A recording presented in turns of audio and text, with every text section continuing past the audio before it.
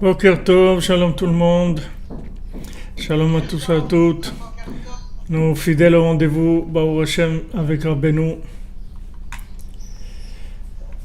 Yir'u enenu v'yismach libenu, nos yeux vont voir et nos cœurs il va se réjouir de voir la délivrance d'Hachem. Que le tzaddik il va y arriver, il va y arriver.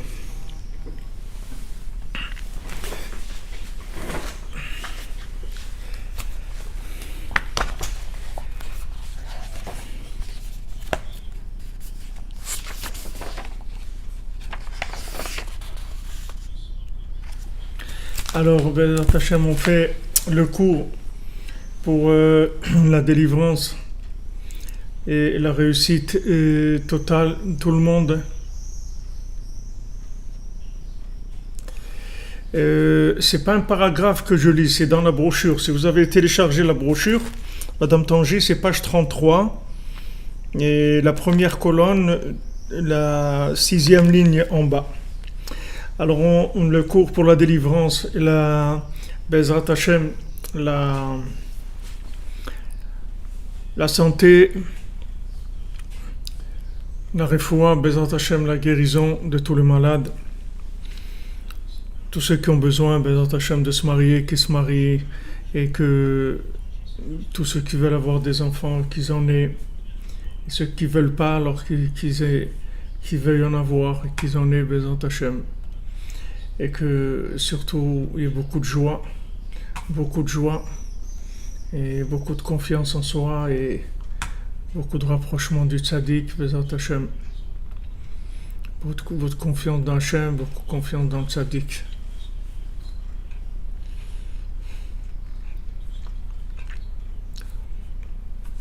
Alors particulièrement pour la refoua shlema du Rav Israël Yitzhak ben Fortuné, David ben Mesoda Cohen, Laura Alia Esther Chava Bat Chava Daniel, Olivier Fénichel, Raphaël ben Kamuna Malka, Daniel ben Émilie Darmon, Ruchama Bat Esther, Sandrine Bat Janine, Janine Bat Eglantine, Marion Myriam Bat Véronique, Zachary Shlomo ben Shira, Dvora Kochava Bat Elisheva Bat Sheva, Dvora Bat Caroline Ayala, Léa Anna Bat Mesoda, Léa Bat Chana, Oreida Bat Rivka, Laura Bat Jacqueline, Yora Bat Lisa Esther, Shaili Bat Sarah, Fabien Ben Suzanne, Sophie Bat Nadine, Sacha Ben Sophie, Noah Bat Sophie, Yosef Ben Esther, Serah Chaya Bat Esther, Ochama Bat Esther, Elisha Ben Esther, Léa Bat Esther, Bat Sheva Bat Esther, Roselyne Shoshana, Bat Liliane Rachel, Rachamim Ben Ruth, Sipora Bat Chaya Kamra, Laurent Sultana Bat Rachel, Rekia Bat Rachma, Rebecca Daniel Bat Yvette Esther Rachel, Shirael Bat Rachel, Shalom Ben Moshe Ben Shabbat, Simon Gershon Bat Israël, Itamar Ben Hélène Dalia, Esther Bat Tata. Et pour la mémoire et pour l'élévation de l'âme de Jonathan Chaim Chamouch Ben Gabriel, Myriam Bat Rachel Shish, Shlomo Ben Mesoda, Noah Bat Esther Atlan, Shmuel Tibi, Shimon Ben Siti, Israël Ben Yosef Moshe Avraham, Rachamim Ben Frej, Aïcha Bat Jemoun, Maurice Betan Ben Shabbat, Kemoun et David Ben Yitzhak. Pour Shlema pour Eric Shua, Chaim Ben Kouka Belarsen.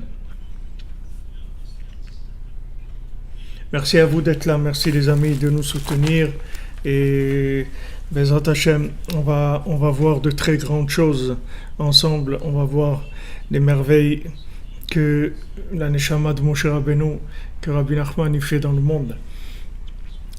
On voit tout ce que Moshe Rabbeinu lui est arrivé à faire à son élève Yehoshua et à tous ceux qui ont voulu l'écouter et le suivre, c'est merveilleux. Mais aujourd'hui, Bezrat Hashem, tout le monde va écouter, tout le monde va suivre, parce que tout le monde va arriver à la maturité du besoin de la vérité.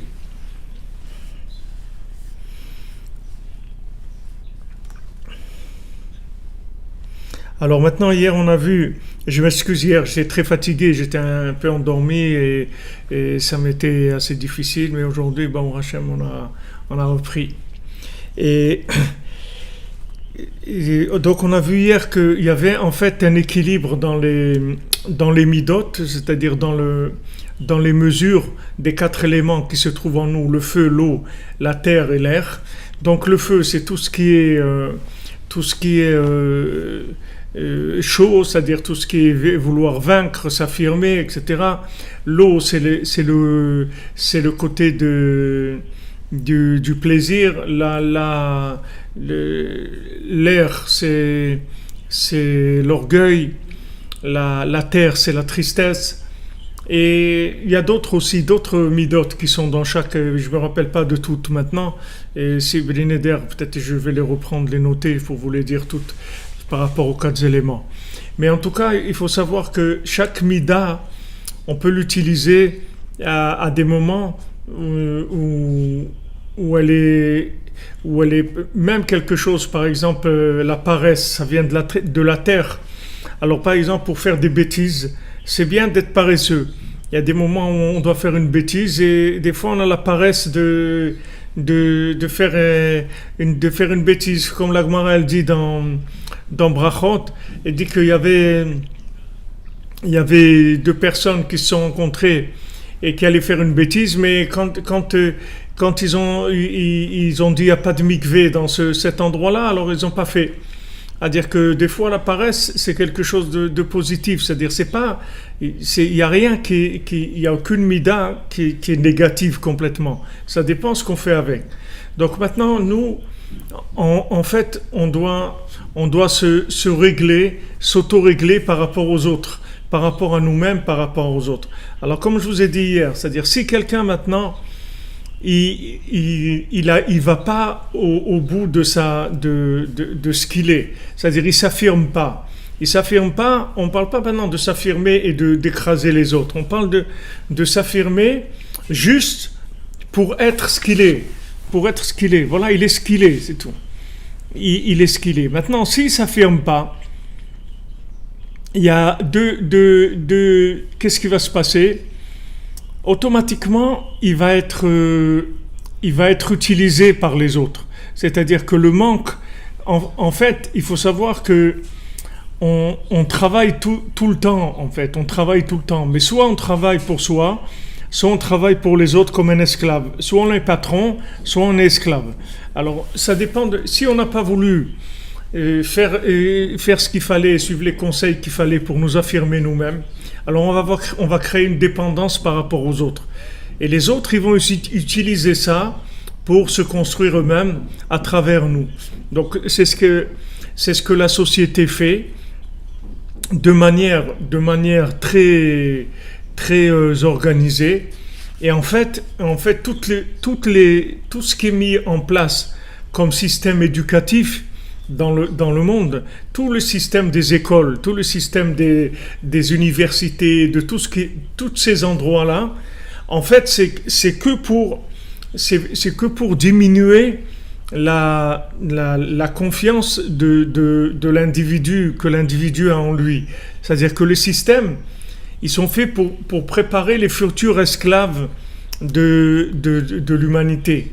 Ce sont des systèmes qui sont calculés pour que les gens ils puissent pas s'affirmer, vous voyez, c'est-à-dire que maintenant si on vous apprend quelque chose d'une certaine façon, alors il y a une façon d'apprendre la chose en étant soi-même et en se développant soi-même à travers la chose que je vais apprendre. Et il y a quand j'apprends quelque chose qui me met complètement en dehors de la chose. C'est-à-dire que la chose, elle est importante, mais moi, j'ai plus tellement d'importance dans la chose. C'est-à-dire j'ai perdu mon côté personnel, mon côté individuel dans la chose. Alors ça va dépendre énormément de la façon dont l'enseignement va être pratiqué. C'est-à-dire si l'enseignement il vise le développement de l'individu et que comme maintenant on a décidé qu'on veut le développement de l'individu, maintenant on va lui fournir des éléments pour qu'il se puisse avoir un développement de qualité, un développement où il va arriver au bout, il va vraiment se réaliser et faire ce qu'il a à faire sur terre, faire sa mission sur terre. Alors là, il n'y a pas de problème. Là, ça veut dire que on est On est, si vous voulez, la nature au service de l'homme, c'est-à-dire la compréhension au service de l'homme, l'arbre de la connaissance au service de l'arbre de vie. Il n'y a pas de problème, là ça marche. Mais si vous analysez et vous voyez les systèmes, c'est pas ça. C'est-à-dire le système, il présente le besoin de la chose à être. Et maintenant, vous allez servir à ce que cette chose va être. Et ça, c'est le monde à l'envers. Parce que ça veut dire qu'on a mis en avant l'arbre de la connaissance du bien et du mal. Et l'arbre de vie, on l'a mis en arrière. C'est-à-dire qu'on met la personne, on la met au service du développement de la société. Mais la société, pourquoi on va la développer? Pourquoi on veut développer la société?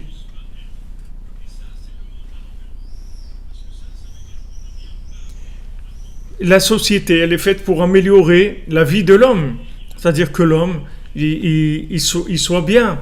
Il arrive à une plus grande moralité, une plus grande qualité de vie, une plus grande joie. Et ça, c'est des choses qu'on doit vérifier tout le temps. C'est-à-dire le degré de bonheur des gens, le degré de joie de vivre des gens. Ça, c'est quelque chose que normalement, on devrait passer des tests. C'est pas que les tests de la voiture, mais on devrait passer des tests une fois par mois de savoir si notre niveau de joie, il est comme il faut, parce que on est là pour ça. On est là pour vivre comme il faut. Donc, normalement, la société, c'est ça qu'elle devrait mettre en place. Mais vous voyez que la société, c'est pas ça qu'elle met en place. La société, elle vous apprend à développer le monde.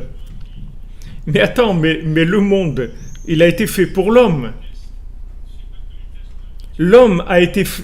Le monde, il a été fait pour l'homme. Vous comprenez? Le monde, Hachem, il l'a créé pour nous. Hachem, il a tout créé, et en dernier, il a créé l'homme, pour lui dire, voilà, regarde ce que je t'ai fait. Je t'ai préparé la maison, je t'ai préparé un monde. Je t'ai préparé un monde avec toutes ces merveilles-là. Pour qui j'ai fait ça? Pour toi. Enlever l'homme, tout disparaît. Tout disparaît. Les gens s'occupent de la nature, de faire attention au réchauffement planétaire, à ça. Mais le plus important sur Terre, c'est l'homme. Si l'homme ne réussit pas, toute la Terre a échoué. Et tout va échouer, tout va se détruire. Parce que l'homme, c'est le but de la création. Donc si on n'a pas juste ce petit détail-là, si on ne l'a pas mis en place, alors tout est faux. Tout est faux. Si on a mis la charrue avant les bœufs, alors tout est faux. Alors maintenant, quand vous allez à l'école, on va vous apprendre le développement des éléments, de ce qu'il y a dans ce monde. Vous allez apprendre à avancer dans les technologies, à avancer ça. Il faut être performant, il faut tout ce que vous voulez. Mais de vous-même, on ne va pas vous parler de vous-même.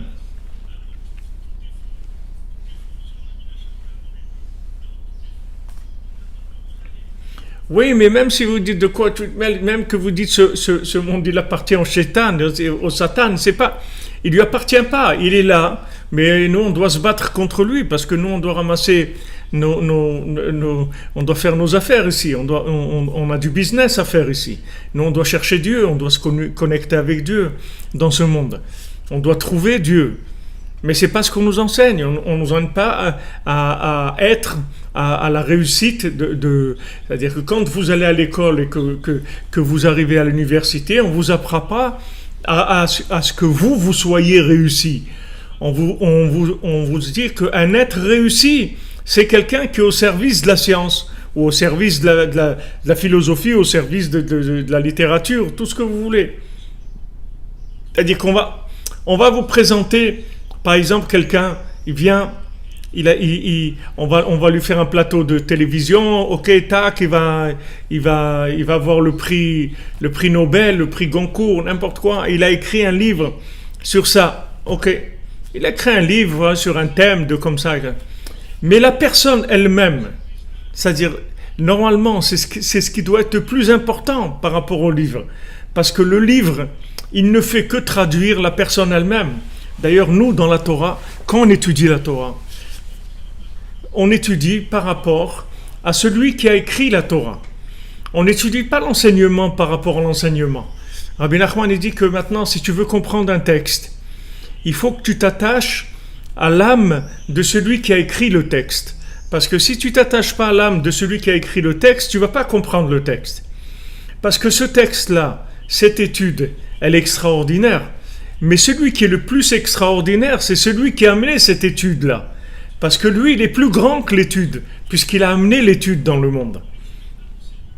Il a amené cette étude dans le monde. Donc il est plus grand que... C'est ce que je vous avais dit pour Yosef. Yosef, il est plus grand que le conseil qu'il donne. Et Paro, il a vu ça. Il a vu que Yosef, c'était un être exceptionnel. Il a vu que c'était un grand chidouche, Yosef. Qui est-ce qui a vu ça? C'est Paro qui a vu ça. Il a dit, mais attends, toi, si tu découvres des choses comme ça, il lui a dit, si Hachem, il t'a fait savoir des choses comme ça, c'est que tu es quelqu'un d'exceptionnel, c'est quelqu'un d'extraordinaire. Donc il a valorisé l'individu par rapport à sa découverte. C'est-à-dire que maintenant, quand Yosef il a donné le conseil de garder tout ce qui avait été cultivé pendant 7 ans, etc., parce qu'il y avait les années de famine, on va faire comme ça, ok, tous les conseils qu'il avait. Mais Paro, il a été étonné, pas du conseil, il a été étonné de l'individu. C'est-à-dire que maintenant, si un livre est exceptionnel, c'est l'individu qui est exceptionnel, c'est pas le livre. Parce que le livre, il vient de l'individu. Mais vous voyez que le monde, il n'est pas construit comme ça. C'est-à-dire que le système éducatif, l'approche, elle n'est pas comme ça. Pourquoi je vous dis ça? Parce que ça, c'est le chemin de l'esclavage. Ça, c'est l'esclavage, comme on dit, au col blanc. C'est-à-dire c'est l'esclavage noble. C'est-à-dire qu'on vous rend esclave de quelque chose et on vous dit, dis merci que tu sers la bonne cause, que tu sers quelque chose, que tu es au service du nucléaire, ou que tu es au service de l'aviation, ou que tu es au service du vêtement, ou que tu es au service de la chaussure, ou que tu es au service de ça. Mais c'est le monde à l'envers, parce qu'en fait, c'est le monde de la chaussure qui est au service de l'homme. C'est le contraire. C'est-à-dire que maintenant, si quelqu'un il a découvert un modèle de chaussure extraordinaire, ça veut dire que c'est quelqu'un d'extraordinaire. C'est ça qui nous intéresse. Et quand maintenant on va le valoriser, alors cet individu, il va amener sa vérité dans le monde. C'est pas la sienne, c'est la vérité d'Hachem, mais c'est sa façon de la présenter, de la vivre, qui est unique. Donc il y a besoin de mettre les choses à leur place, c'est-à-dire de mettre l'individu à sa place, de revaloriser l'individu, et de ne pas le noter par rapport à sa réussite dans telle matière, mais de le noter comment telle matière elle a permis à cet individu de réussir. Alors on voit plus profondément dans l'étude de la Torah, on voit que le tzaddik, on voit Rabbi Nachman, qu'est-ce qu'il fait? C'est-à-dire quand il nous réunit, il nous réunit, et en fait il fait.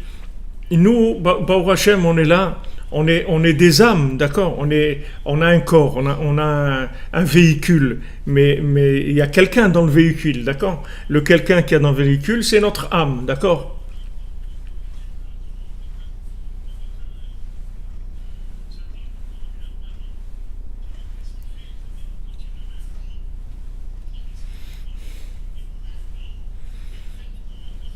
Ok? On a une âme. Qu'est-ce qui fait le tzaddik?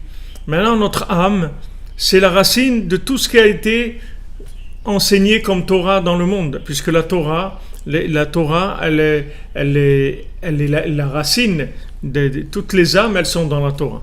Donc chaque âme, elle a servi à l'écriture de la Torah. Donc maintenant, qu'est-ce qui fait le tzaddik quand il nous enseigne? En fait, quand on est en train d'étudier ensemble, qu'est-ce qui fait le tzaddik? Il nous prend à tous, à toutes. Il prend nos âmes, il les fait monter dans leurs racines dans la Torah.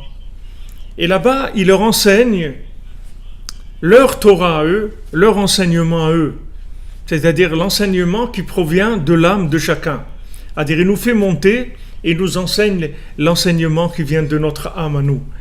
Et ensuite, une fois qu'on s'est enrichi en uranium, c'est-à-dire qu'on s'est enrichi en intensité de Torah dans les mondes supérieurs, alors il nous fait redescendre dans ce monde, et à ce moment-là on a plus de force pour utiliser notre libre arbitre et faire les choix qu'on doit faire. Donc l'enseignement du tzaddik, c'est comme ça qu'il fonctionne. L'enseignement du tzaddik, c'est pas un enseignement qui est un enseignement intellectuel de ce monde. Le tzaddik, il nous enseigne avec notre propre âme. C'est pour ça que vous avez l'impression, quand on apprend, vous avez l'impression que ça parle de vous. Vous avez l'impression, il dit, mais comment c'est possible que à chaque fois, ça parle de moi, de la situation où je suis ou de ce que je suis en train de vivre. Comment c'est possible ça? C'est pas parce que c'est pas que ça parle de vous, c'est que c'est vous qui parlez. C'est-à-dire que le tzaddik, qu'est-ce qu'il fait? Le tzaddik, il n'est rien d'autre que le rassemblement de toutes les âmes. C'est ça le tzaddik. C'est une âme qui rassemble. Donc, qu'est-ce qu'il fait? Il prend les âmes de ceux qui sont là et de ceux qui ne sont pas là aussi. Et il monte et il les fait monter. Maintenant, même si ces âmes-là, elles ont eu des problèmes avec leur emballage, qu'elles ont fait des bêtises ou autre, le tzaddik, il les fait monter quand même. Et même de ces choses-là, le tzaddik, il en fait des choses extraordinaires, mais des bêtises que les gens ils ont fait. Donc une fois, il y avait des élèves, ils sont venus chez Rabbi Nachman, ils attendaient qu'il leur enseigne quelque chose. Alors il leur a dit, j'ai rien à vous enseigner parce que vous faites pas assez de bêtises. Vous faites pas assez de bêtises. J'ai rien à vous dire. Alors ils étaient très étonnés. Vous n'allez pas rencontrer beaucoup de raves du niveau de Rabbi Nachman qui va dire à ses élèves, vous faites pas assez de bêtises, donc j'ai rien à vous enseigner. Parce que il voulait leur faire savoir que même quand quelqu'un il se trompe et il fait des bêtises, là aussi il y a quelque chose. Comme je vous ai dit, quand on a fait le veau d'or, en fait c'est le Mishkan qu'on a fait, c'est pas le veau d'or. On a fait le veau d'or, mais ça c'est dans la situation, dans le temps, il est sorti comme ça. Mais c'est pas le veau d'or qu'on voulait faire. Nous, c'est le Mishkan qu'on voulait faire. Et quand maintenant Moshe il a plaidé pour nous, à ce moment-là, Hachem nous a dit, ok, alors on va faire le Mishkan, pas de problème. On va faire le Mishkan. Ça veut dire que le veau d'or, c'était pas une intention de faire le veau d'or, c'était une intention de faire le Mishkan. Ça s'est présenté comme ça. Donc maintenant, dans les enseignements,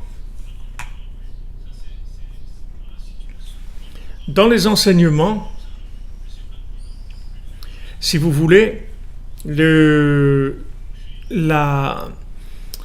côté, si vous voulez, comme on dit que on peut pas apprendre si on fait pas de bêtises, c'est-à-dire que on peut pas faire d'omelette sans casser des œufs, c'est-à-dire on est obligé de se tromper, mais ça c'est au niveau de la technique, mais il y a quelque chose de plus profond aussi.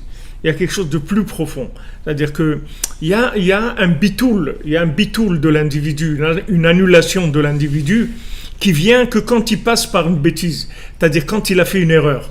C'est-à-dire cette situation de haïn à laquelle il arrive, cette situation de rien, quand quelqu'un dit je me sens, j'ai fait des bêtises et tout, je me sens vraiment nul, mais on a besoin qu'il passe par là. C'est-à-dire que quand il passe par là, il touche l'infini, il est obligé de passer par là. Il n'y a pas le choix, c'est-à-dire qu'il est obligé de passer par ces endroits-là, parce que ces endroits-là, c'est là où il y a la Torah la plus élevée, puisque la Torah la plus élevée, elle ne peut résider que dans les endroits qui sont les plus aplatis, là où il n'y a plus de Menachaliel Bamot, c'est-à-dire là où c'est le plus aplati, c'est de là où ça va sortir. Baruch Hashem.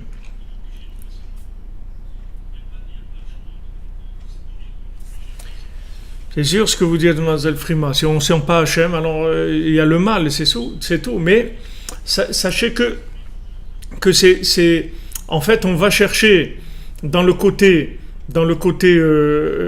matériel, négatif, dans le côté obscur, on va chercher dans ces endroits-là de la richesse qui se trouve là-bas et on la ramène. Et c'est, si vous voulez, ce que Rabbeinu l'appelle, il y a une tchouva qui est une tchouva de Chol, de la semaine, il y a une tchouva de Shabbat. La tchouva de la semaine, c'est que il y a une fois, c'est les 6 traités de la Mishnah, c'est une fois Taor, Tamé, une fois c'est pur et impur, et impur, une fois c'est kasher et pasoul, une fois c'est kasher et pas kasher, une fois c'est moutar et assour, une fois c'est permis et interdit. Donc c'est une fois comme ça et une fois comme ça. Mais le fait que c'est une fois comme ça, ça permet de récupérer l'élément qui se trouve dans un vêtement d'apparence négative. Mais si vous rentrez dans un Shabbat, il n'y a plus ça. Dans Shabbat, le travail est interdit, donc il n'y a plus de tri, c'est-à-dire on ne peut plus prendre le bien et laisser ce qui voulait fausser l'apparence du bien. Dans le Shabbat, il y a une révélation du bien, donc ça y est. Donc la tchouva, qui est une tchouva de Chol, elle permet en fait d'aller à la pêche d'éléments qui se trouvent dans un endroit négatif. Et donc il ne faut pas s'étonner, il ne faut pas s'attrister quand on tombe, parce qu'en fait on est tombé que pas pour se ramasser seulement, mais pour ramasser quelque chose aussi qui se trouve dans des endroits bas. Et comment on va aller les chercher? On est obligé de tomber pour aller dans ces endroits-là. Donc il ne faut pas regarder, c'est pas important de tomber. Ce qui est important, c'est de se relever, c'est pas de tomber. Et c'est de se relever le plus vite possible, avec le plus d'entrain et d'enthousiasme et de joie possible. Donc maintenant, la société, si vous voulez, comment elle formate les esclaves, c'est comme ça. C'est-à-dire, elle rentre dans la mentalité humaine, par tout le système éducatif, que vous devez servir le système. Par exemple, en Russie, quand on venait chez Rabbi Nachman sous le communisme en 1979, alors on voyait, c'était l'URSS, donc on voyait que le système, il présentait comme, on disait à des enfants, voilà, jusqu'à l'âge de 3 ans, un enfant il pouvait rester avec sa maman. À partir de l'âge de 3 ans, il y avait des pensionnariats, des endroits où l'enfant il allait, et on lui apprenait que son père et sa mère, en fait, c'était juste une petite période de son enfance, mais que son père et sa mère, c'est la patrie. C'est ça son père et sa mère. Son vrai père et sa vraie mère, c'est la patrie. Donc, il doit tout donner pour la patrie, et le but, c'est de construire la patrie. Donc maintenant, le communisme qui est la consommation poussée à l'extrême, c'est-à-dire c'est le système de consommation le plus optimisé qui puisse exister dans le monde. C'est l'essence même de Esav, c'est-à-dire c'est Amalek, c'est l'essence même de Esav. Esav, il est mignon, il a des petits moments où il sourit un petit peu. Même Trump, il y a des moments où il rigole, il fait pas toujours mais le communisme, c'est l'essence même de la consommation. C'est la véritable consommation, la recherche du véritable rapport d'esclavage de l'homme par rapport à la matière. Donc, quand on prenait un enfant, alors on lui disait, voilà, ton père et ta mère, c'est la patrie. Donc tu dois servir la patrie, c'est ça ton père et ta mère. C'est ce que nous racontaient les gens ici, sur place, quand on était à Ouman, à Kiev, dans l'endroit ici. Donc maintenant, si vous voulez, le système soi-disant plus mignon, qui est le système capitaliste, qui est exactement comme le système communiste, il n'y a aucune différence, hein, c'est juste une façon de présenter les choses, mais le fond c'est le même, il n'y a pas de différence. Il n'y a pas de différence, c'est juste des systèmes de compétition, c'est les règles du jeu qui sont différentes, c'est tout. Mais l'esprit c'est le même. L'esprit, c'est de rendre l'homme esclave, c'est tout. C'est de faire de l'homme un esclave de manière à ce qu'il ne puisse pas prendre les choses en main, il ne puisse pas se réaliser, il ne puisse pas faire sortir de lui ce qu'il doit faire sortir, qui est sa mission sur Terre, qui est son identité profonde, qui est son point unique. Il doit le faire naître, il est venu pour ça, et il doit absolument y arriver. Donc maintenant, quand on s'affirme pas, comme dit Rabbi Nathan ici, c'est-à-dire quand on n'affirme pas notre vérité, Alors, si on recule un petit peu, alors il faut savoir que on ne va pas reculer pour rien. Il y a quelqu'un qui va prendre notre place, c'est-à-dire qui va nous prendre en fait. C'est-à-dire la partie qu'on n'a pas soi-même développée, il y a quelqu'un qui va la développer à notre place. C'est-à-dire il va nous utiliser pour grandir. Il va nous utiliser pour grandir lui. Mais pourquoi il fait ça? Parce qu'on n'a pas été au bout de la mida, c'est-à-dire on n'est pas arrivé au bout de l'élément de feu ou d'eau ou de terre ou d'air, on n'est pas arrivé au bout dans ce qui nous concerne à nous, on parle. C'est pas général, il n'y a pas de règle générale. C'est chacune il a sa façon de vivre ces choses-là. Alors on doit maintenant, normalement la société idéale, si vous voulez, c'est ce qui fait le tzaddik, c'est-à-dire quand maintenant on voit que Yoshua Rabbeinu y vient, il dit à Moshe Rabbeinu, il lui dit, regarde, il y a Eldad et Medad qui sont mitnavés dans le Machané, il y a Eldad et Medad qui sont en train de faire de la prophétie dans le campement. Alors Khalaem, détruis-les.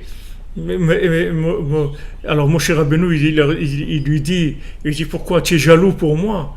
Il dit, tu es jaloux pour moi? Il dit, mais moi, tout ce que je veux, c'est que ça soit tous des prophètes. Tu crois que moi, je veux être un prophète, que les autres soient des nuls, mais tu n'as rien compris. C'est-à-dire, tu crois que moi, je suis un chef, et que pour être un chef, je veux maintenir les gens dans la nullité. Mais tu n'as rien compris, c'est pas du tout mon truc. Moi, mon but, c'est que ce soit tous des prophètes. Que tous y soient des prophètes. Que tous y soient comme moi. Comme il a dit Rabbi Nachman, je veux que vous soyez des tzadikim comme moi, mamash. C'est-à-dire que chacun, il arrive au bout de ce qu'il est et qui soit brillant, comme on dit, qui soit lumineux, qui soit joyeux, qu'il arrive au bout de ce qu'il est. Maintenant, le tzaddik, c'est ce qu'il fait. Chacun, il essaye de le booster, de l'optimiser, de l'amener au maximum de ce qu'il est. C'est ça ce qui fait le tzaddik. Le tzaddik, c'est pas son but, c'est pas du tout d'avoir une cour de gens qui le servent. C'est pas du tout ça le tzaddik. Le tzaddik, il est là pour servir le peuple. Pour servir le peuple. C'est le contraire. Il est là pour libérer le peuple. Il est là pour libérer les gens, pour les amener à se connaître, à connaître leurs capacités et aller au bout, au maximum de ce qu'ils peuvent faire. C'est ça le travail du tzaddik. C'est pas du tout un exploitant. Donc Moshe Rabbeinu, quand on vient lui dire ça, que maintenant, voilà, il y a Eldad et Medad, quoi, ils sont en train de prophétiser, etc. Il dit, mais alors, qu'est-ce qu'il y a? Mais c'est extraordinaire. Moi, ce que je veux, c'est que vous soyez tous des prophètes. C'est ça mon rêve. Je veux arriver ça. Je veux arriver à ça.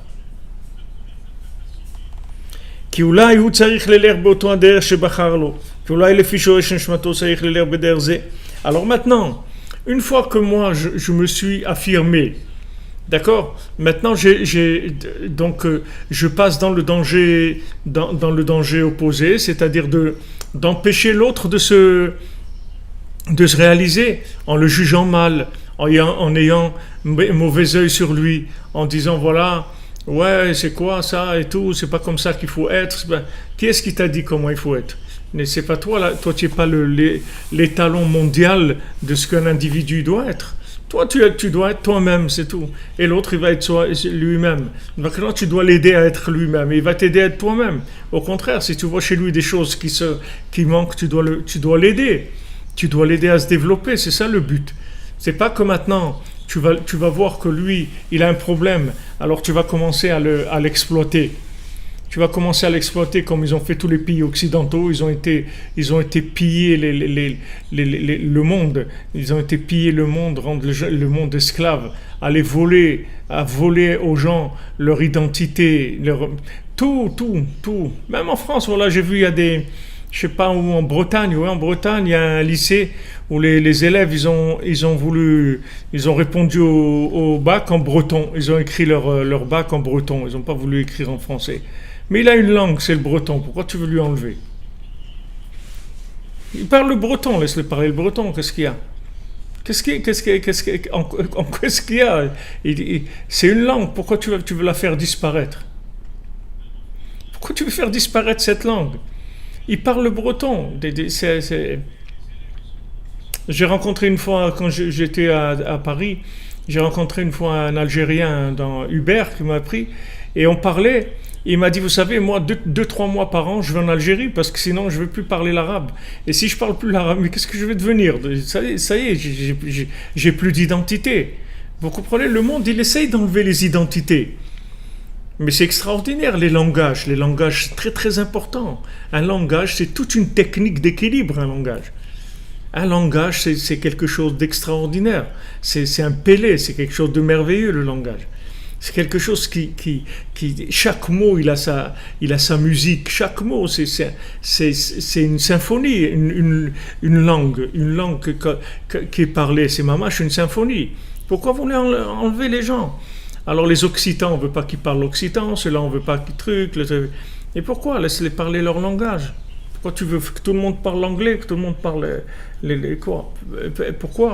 Pourquoi ça? Parce que le monde, il veut rendre les gens, les exploiter. Les exploiter. Ils ont été dans des pays, ils ont volé les gens, leur ont volé leur identité, ils leur ont volé le matériellement. Et il reste ces gens-là, soi-disant, en plus ils sont nobles, c'est-à-dire ils disent on a aidé au développement des pays, les pays sous-développés, soi-disant sous-développés.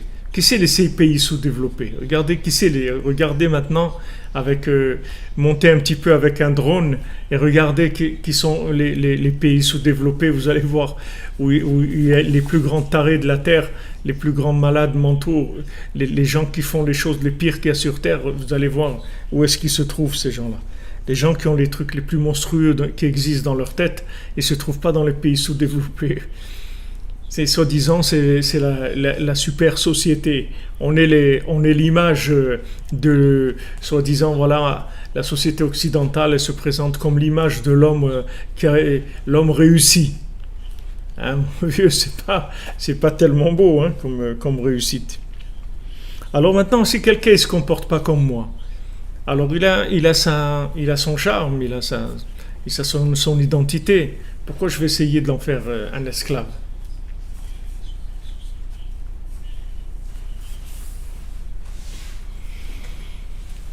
Et même maintenant,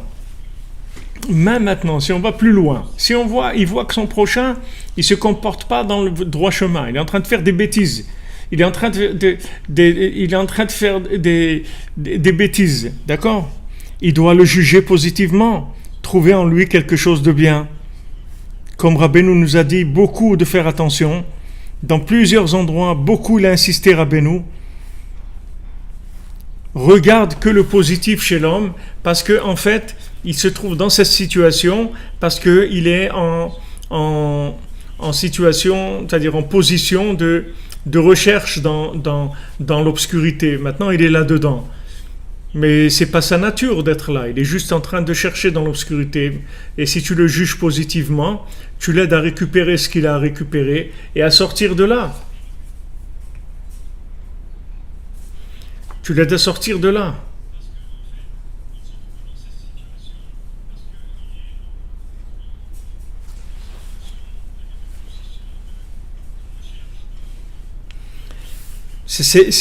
Même si tu vois qu'il fait des bêtises, à plus forte raison s'il ne fait pas des bêtises, s'il a juste une autre façon de faire les choses.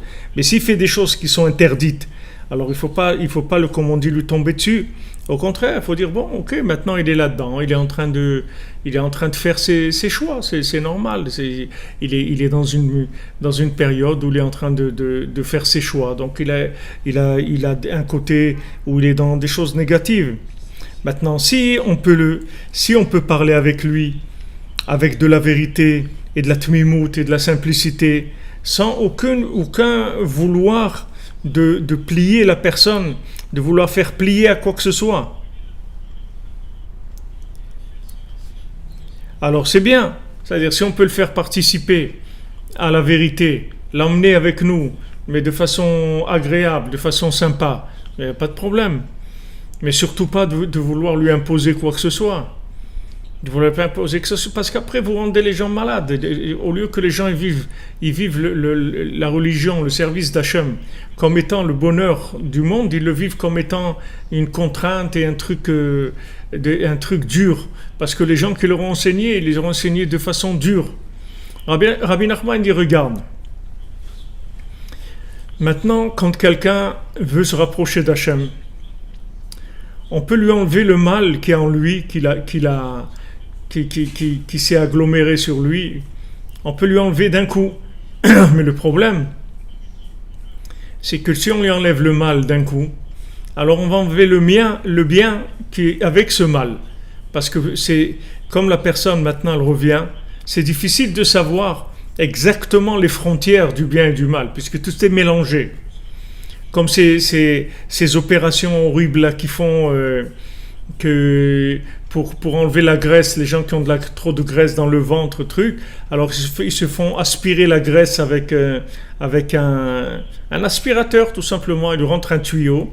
Avant ils ouvraient et ils enlevaient la graisse. Maintenant il y a des systèmes plus développés et ils mettent un tuyau, ils aspirent. Et malheureusement il y a quelques années quelqu'un il a voulu faire ça. Et ils lui ont aspiré le foie, un truc, le pauvre il est mort. Ils ont aspiré trop fort, ou ils se sont trompés d'endroit, ou je ne sais pas ce qu'ils ont fait. C'est des trucs comme ça qui sont mamache, des trucs horribles. Alors maintenant, des fois, la personne, elle a l'intention d'aider l'autre, c'est-à-dire elle veut l'aider, c'est-à-dire elle veut qu'il soit mieux, qu'il arrête de faire l'idiot parce que il est en train de perdre son temps, il est en train de perdre sa vie ou en train de se détruire avec du cannabis ou n'importe quoi. Ok, il veut l'aider vraiment, mais le problème c'est que quand il l'aide, si maintenant il pousse un tout petit peu dans le Nisachon, c'est-à-dire il utilise un petit peu trop de feu, un tout petit peu trop, il le brûle à l'autre. Ça veut dire il lui brûle le bien qu'il y avait avec le mal.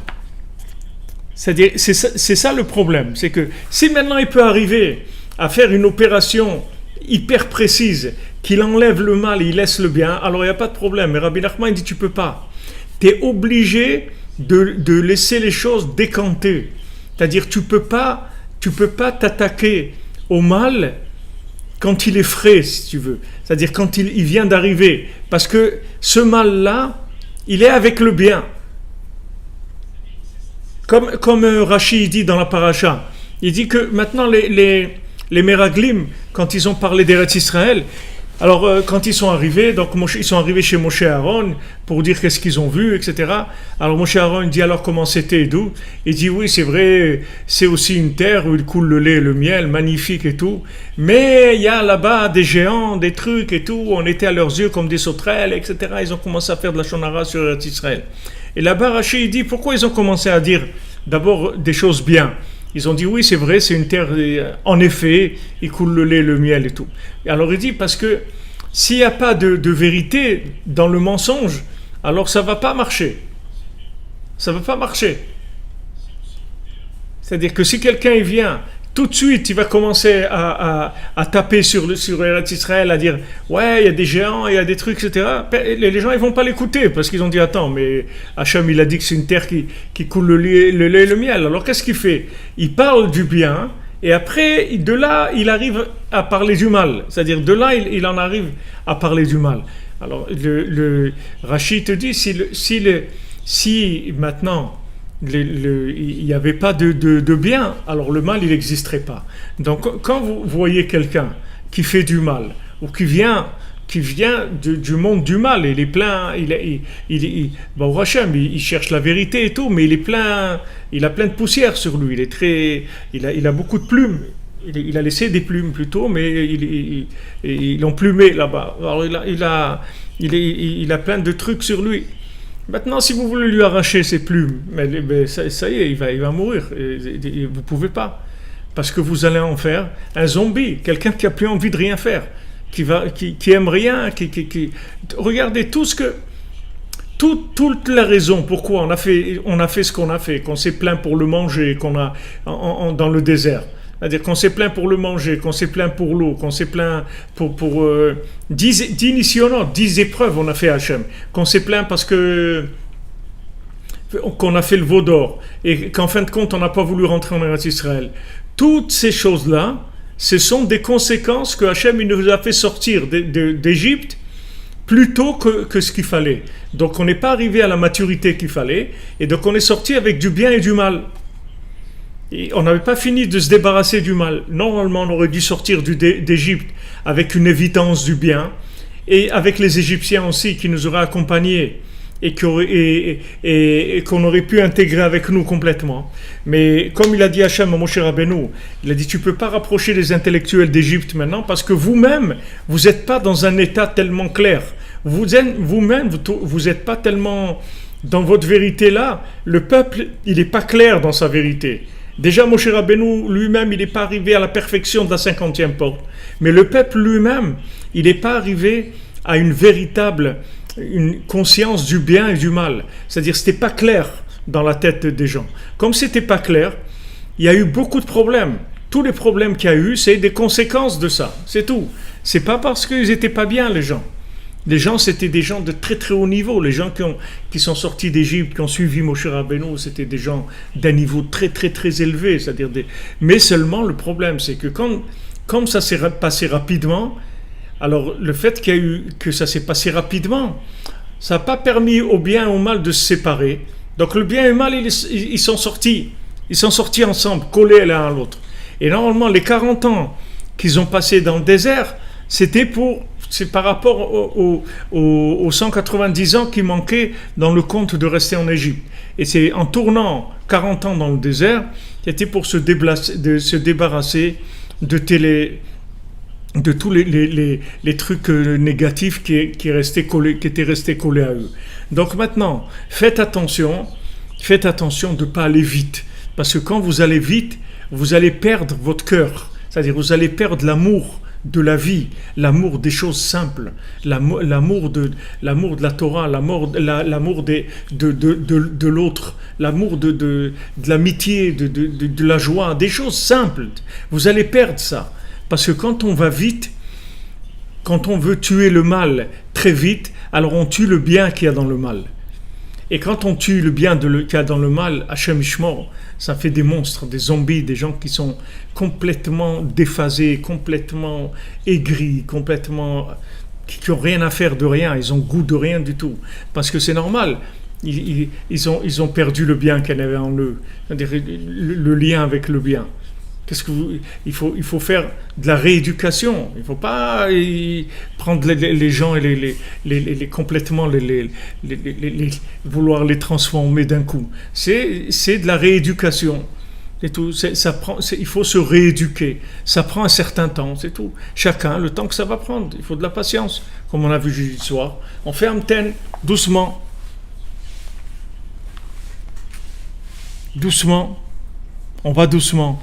Donc maintenant, Rabbi Nachman il dit n'agresse pas l'autre au nom de la vérité, c'est tout. Ne viens pas, soi-disant, au nom de la vérité, agresser l'autre pour lui apprendre la vérité. Non. Donne-lui à goûter la vérité de manière à ce que lui, il vienne doucement à la vérité. Que doucement, ça s'éclaircisse chez lui. Parce que c'est pas parce que maintenant il a fait tchouva et il garde les lois d'Hachem, ça veut pas dire que lui, il est devenu bien. Ça veut dire qu'il est en voie de devenir bien. Maintenant, il vit dans le bien, mais il n'est pas devenu bien encore. C'est-à-dire qu'il n'est pas clair dans sa tête. Le bien et le mal, c'est pas des éléments qui sont clairs encore dans sa tête. Il a quitté un monde et il vient vers un autre monde. Et dans ce nouveau monde, il faut faire attention qu'il aille doucement, de manière à faire un tri et que ce qui est pas nécessaire, ça va tomber, ça va automatiquement se disparaître. Mais ça, il y a le facteur temps qui est indispensable. Donc on ne peut pas aller vite. Alors là, c'est la même chose. Il dit, tu vois ton prochain, il n'est pas bien, d'accord ? Il fait des choses pas bien. Tu ne peux pas l'agresser. Tu ne peux pas venir dire, mais ouais, pourquoi tu fais ça de pas bien et tout ? Parce que quand tu fais ça, tu vas enlever le bien aussi qu'il y avait dans ce pas bien là. Regarde, par exemple, quelqu'un il vient à la synagogue, d'accord? Il vient à la synagogue, il s'assoit, il fait un peu du bruit ou un truc comme ça, ok. Maintenant tu vas venir, tu dis, ici c'est pas ici c'est pas la foire, hein, ici. Alors, tu viens ici, il faut te calmer, tu restes tranquille, tu veux ta... Ok. Maintenant, lui, il a un problème, d'accord? Il est un peu excité, il est un peu, ok. Ça c'est un problème, d'accord? Il y a pas, on va pas dire que ça c'est pas un problème, c'est un problème. Seulement, si maintenant tu l'agresses, c'est-à-dire si tu pouvais tirer, si tu pouvais, comme des fois dans les westerns et tout, ils arrivent à tirer sur la bouteille qui a sur la tête ou le chapeau, mais ils ne touchent pas la tête de la personne, ok? Si maintenant tu pouvais tirer sur le mal, c'est-à-dire qu'il est un peu excité et tout, sans le toucher à lui, il n'y a pas de problème. Mais là, tu as un problème, parce que ce monsieur-là, il est venu à la synagogue. Ok, maintenant il fait du bruit, ce que tu veux. Mais il est venu à la synagogue. Donc maintenant, si tu tires sur lui, tu vas tirer sur la personne qui vient à la synagogue. Donc qu'est-ce qui va plus se passer? Eh bien, il va plus venir à la synagogue, c'est tout. Et qu'est-ce que tu as gagné? Tu n'as rien gagné. Donc Rabbeinu te dit, fais attention. Fais attention. Alors ça, dans le système éducatif, avec les enfants, dans le système de la maison, dans le Shalom Bayit et tout, c'est la même chose. Aujourd'hui, au Hachem, il y a un grand mouvement de tchouva. Les gens, ils reviennent avec beaucoup d'enthousiasme et tout. C'est magnifique. Mais il faut savoir que les gens, ils reviennent avec des gros paquets aussi de problèmes. Maintenant, ces paquets de problèmes, tu ne peux pas les résoudre en 3 mois, ou en 6 mois, ou en 1 an. Donc il y a des couples qui se forment, il y a des familles qui se forment avec des enfants où les gens ils ont des problèmes. Ces problèmes-là, tu ne peux pas les attaquer de face. Sinon, qu'est-ce que tu vas faire? Tu vas détruire le bien qu'il y a dans la personne. Qu'est-ce que tu as fait? Tu vas laisser une personne après complètement désabusée, complètement déphasée. Tu as réussi quoi? Alors il faut beaucoup, beaucoup de tact, il faut beaucoup de patience, il faut beaucoup de prière pour mesurer, si vous voulez, dans la communication, la dose de si vous voulez, quand je vais vers l'autre pour l'aider à se corriger, il y a une mesure dans ça par rapport à la personne. C'est-à-dire, il y a une mesure de l'intensité. Il y a des gens que je ne peux même pas les toucher, c'est-à-dire je ne peux même pas utiliser du tout de venir essayer de le corriger et tout, parce que il va tout de suite se rebeller et je vais sortir perdant, c'est-à-dire ça ne va pas marcher. Il y a des gens, on peut parler un petit peu et ça doit être bien enrobé, il faut faire attention comment c'est présenté. Mais sachez que si maintenant vous dépassez le niveau si vous voulez, parce que quand maintenant vous voulez corriger l'autre, en fait c'est la victoire, c'est-à-dire vous voulez vaincre, vous avez une bonne intention, vous voulez vaincre le mal. Mais le problème c'est que le mal il est collé avec la personne. Et quand vous allez donner un coup de poing au mal, vous allez donner un coup de poing à la personne elle-même. Si une personne elle a une mouche sur le front maintenant, et vous voulez maintenant vous voulez écraser la mouche, d'accord? Alors vous allez lui donner une claque pour enlever la mouche, mais vous allez lui donner une claque à lui aussi, c'est pas que à la mouche. Donc il faut bien viser. Et comme c'est pas des choses qu'on peut viser, donc on nous dit voilà, il y a un conseil, c'est d'aller doucement, c'est tout. D'aller doucement. Tu vas doucement, très très doucement. Tu veux dire quelque chose à quelqu'un, à ton enfant, à ton conjoint, tu vas très très doucement. Avec des pincettes, très très doucement. Très très doucement. Et quand tu as fait une intervention tous les 6 mois ou tous les ans, c'est énorme déjà. C'est-à-dire, c'est pas des trucs qu'il faut y aller tous les jours, ça, parce que ça marche pas. C'est-à-dire, si on fait ça, on détruit la personne. Faire très attention. Doucement, on va très doucement. Alors, c'est ce qu'il dit ici. Il dit que mais si il peut parler avec son chaver, mais avec de la vérité et de la simplicité, blénitzaron, sans aucun sentiment de vouloir vaincre qui que ce soit.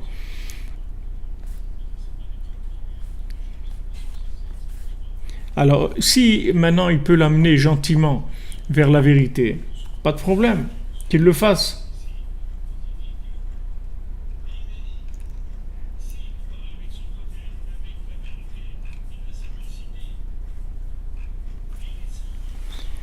Veim lav, afal biken, eno sonne auto, adrapa ohev auto gamken. Et si maintenant l'autre il veut pas écouter, c'est là où c'est extraordinaire. C'est qu'il dit que maintenant, même si l'autre maintenant, il veut pas écouter, ok? Il veut pas écouter, ok? Je lui dis maintenant, quand il s'assoit à table, ou qu'il fasse pas de bruit, ou qu'il fasse pas ci, ou la synagogue, qu'il fait du... Ok, il veut pas écouter. Mais c'est pas parce qu'il veut pas écouter que j'ai le droit de ne pas l'aimer. J'ai pas le droit. C'est-à-dire ça a pas de rapport. Parce que ça veut dire la chose. Maintenant, elle s'est faite par rapport à moi. Le problème, il est revenu sur moi.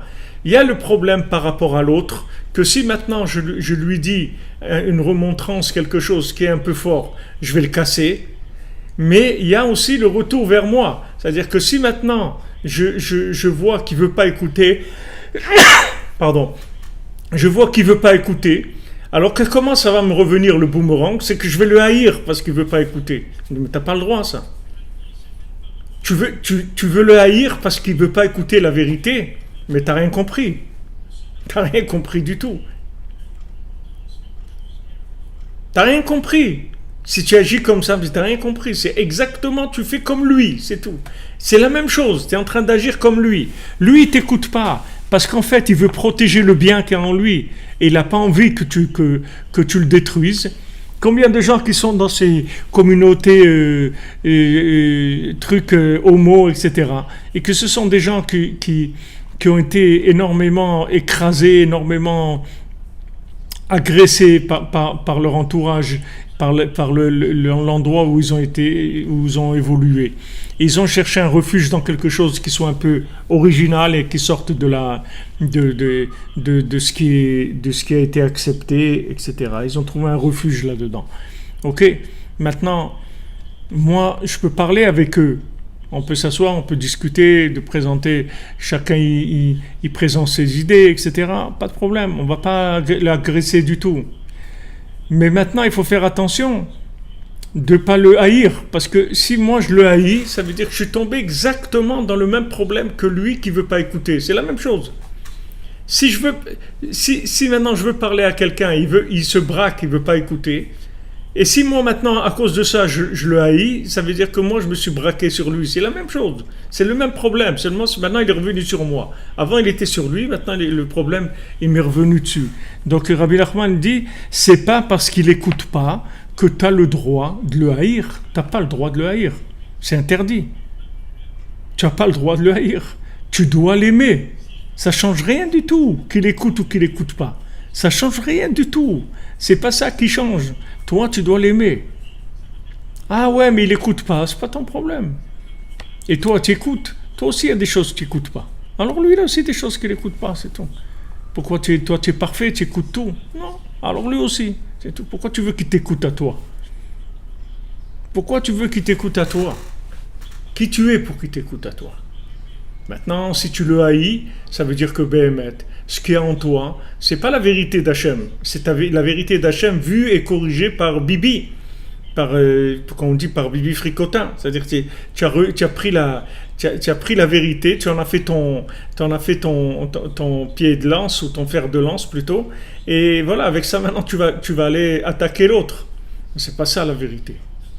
C'est la vérité, c'est pas ça. La vérité, si tu as de la vérité en toi, maintenant tu vois quelqu'un qui est dans le mensonge. Alors tu vas essayer de le ramener vers la vérité. Maintenant tu vois qu'il il veut pas écouter. Ok. Quelle est l'attitude? C'est de l'aimer. C'est de l'aimer encore plus. Vous voyez la différence. Quand ma grand-mère allait à Shalom, elle voulait nous donner à manger. Alors il y avait le manger qui était là. Alors elle essayait de nous donner à manger. On voulait pas, c'est ça, on veut pas manger. Ok. Alors elle était là. Elle dit, ah peut-être tu veux avec ça, tu veux que je te rajoute un œuf, ou tu veux peut-être manger du sucré, tu n'as pas envie de manger du salé, viens peut-être, alors tu vas manger un gâteau, viens tu vas manger du poulet, tu n'as pas envie de manger du poisson. Elle ne va pas arrêter de proposer des choses pour nous intéresser, vous voyez, mais c'est pas le truc, t'as pas envie de manger le truc, mais c'est quoi ça, ça y est, tout de suite ça part dans les nerfs, parce que la personne elle veut pas manger ce qu'on lui a servi à manger. C'était pas comme ça du tout. Ma grand-mère, jamais, ça n'existait jamais un truc comme ça. Jamais qu'elle va dire du mal, faire crier sur un enfant parce qu'il veut pas manger, mais jamais. Elle prenait toujours sur elle le problème.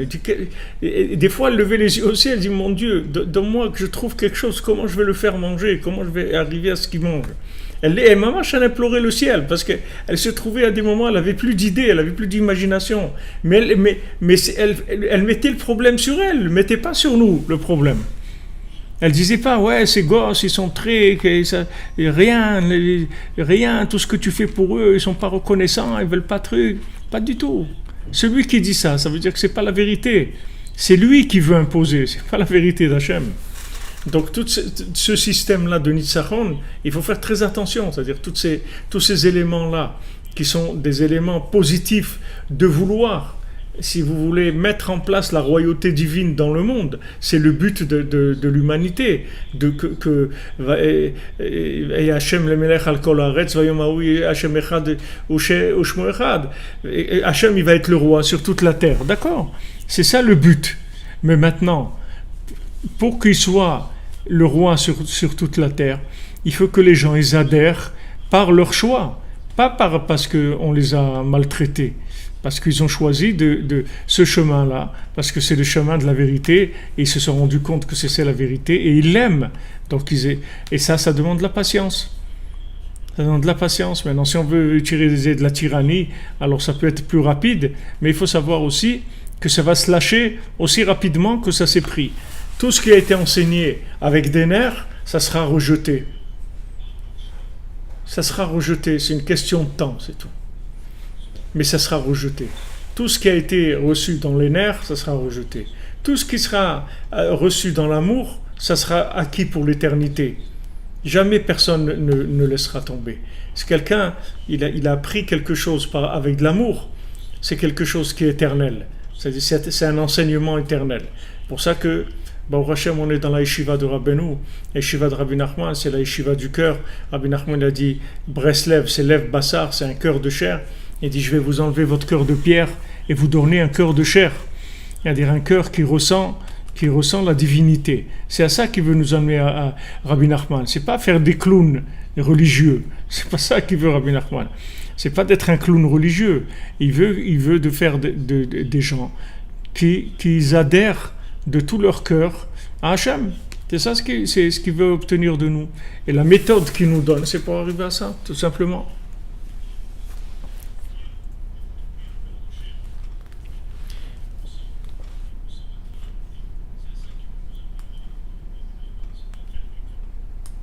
Miaouela, oui, comme vous dites, une grand-mère, c'est...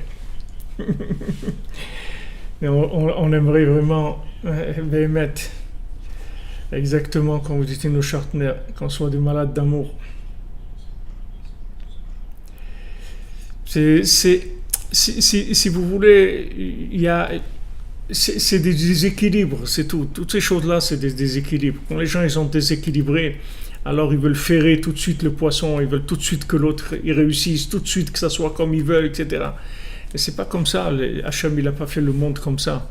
Regardez quelle douceur il y a dans le monde, quelle douceur quand un fruit pousse, il y a une douceur extraordinaire. Regardez le lever du soleil, quelle douceur, comment le soleil il sort, millimètre par millimètre comme ça, il avance sans arrêt, mais à une vitesse presque imperceptible, mais vous voyez quand même qu'il sort doucement, et il va se coucher aussi pareil.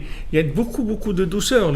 C'est pas d'un coup il allume la lumière, boum, mais d'un coup il éteint la lumière, c'est pas comme ça. Hachem il fait pas comme ça. Hachem ne nous a pas fait grandir d'un coup. Vous voyez qu'il nous fait un petit peu. Il ne fait pas d'un coup. Qu'on grandit d'un coup, on a jumpé à 1m80. Doucement, chaque chose va doucement. Et ces moments-là d'évolution lente, ils permettent de faire des choses qu'on ne pourrait pas faire. C'est-à-dire, si vous ne passez pas par l'enfance et l'adolescence avant d'être adulte, il y a des choses que vous n'allez jamais faire dans votre vie.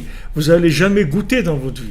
Si on vous rend de bébé à adulte, il va vous manquer des choses énormes dans votre vie. Parce que l'enfance et l'adolescence, elles sont indispensables pour devenir un adulte. Parce que c'est pendant ce que vous allez faire dans ces périodes-là, vous allez devenir un adulte qui est accompli. Maintenant, toutes les situations de la vie, elles sont pareilles. Là où la personne elle se trouve, tant qu'elle est bloquée, qu'elle n'arrive pas à sortir, elle se trouve dans des problèmes énormes, etc. Ça veut dire qu'elle est en train de faire ses classes dans ces endroits-là. Elle est en train de construire sa vie. Laisse-la tranquille. Ne viens pas l'agresser. Viens, aime-la, propose-lui tout ce que tu veux pour l'aider. Il n'y a pas de problème. Mais haïr quelqu'un parce qu'il n'est pas dans la vérité, c'est quelque chose qui est complètement aberrant. C'est complètement aberrant. Ça n'a pas de sens, ça n'a aucun sens. Vraiment aucun sens. Haïr parce qu'il n'est pas dans la vérité. Il n'y a rien qui est en place dans un raisonnement pareil. Je vais haïr la personne qui n'est pas dans la vérité. Pourquoi je le haïs? Parce qu'il n'est pas dans la vérité. Alors mets-le dans la vérité. Et il ne veut pas. C'est-à-dire il ne veut pas. Arrange-toi ce qu'il veuille. Non, pourquoi? C'est à lui de vouloir. Là, ça commence des bêtises et il raconte après n'importe quoi. Heureusement, Baruch Hashem, qu'on a un maître comme Rabbi Nachman qui nous met les idées en place, la tête en place, le cœur en place, et qu'avec ça, Bezrat Hashem, on va avancer tous ensemble avec le sourire vers la Géoula. Alors je souhaite Bezrat Hashem à tous et à toutes une excellente journée, excellente continuation, beaucoup de délivrance, beaucoup de réussite. Que toutes les attentes que vous avez, elles soient comblées, Bezrat Hashem, rapidement, tout en douceur, et très facile, Bezrat Hashem. Merci d'être là, merci de votre participation, merci de votre soutien. Alors, Bezrat Hashem, aujourd'hui, cadeau d'Hashem, on reprend doucement la construction du Mishkan, qu'on espère que ça sera prêt, Bezrat Hashem, pour Rosh Hashanah. Voilà, je vous montre, je ne sais pas si vous allez voir.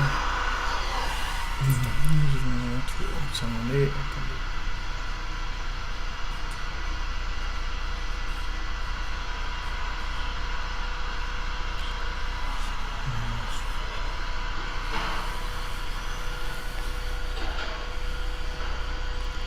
Voilà, ça travaille. Le Mishkan. Voilà, grâce à vous, allez, on a repris aujourd'hui. Et Ashrenu, merci beaucoup. Merci, Madame Ducroix, merci pour vos bénédictions à tous. Radzi Hashem, le miracle de Rabbi Nachman. Quelqu'un il a dit à Rabbi Nachman, il a dit. Quelqu'un il a dit à Rabbi Nachman Tutchiner, il dit un miracle de Rabbi Nachman, il dit regarde moi je suis un miracle de Rabbi Nachman. C'est ça le miracle de Rabbi Nachman. Ashrenu.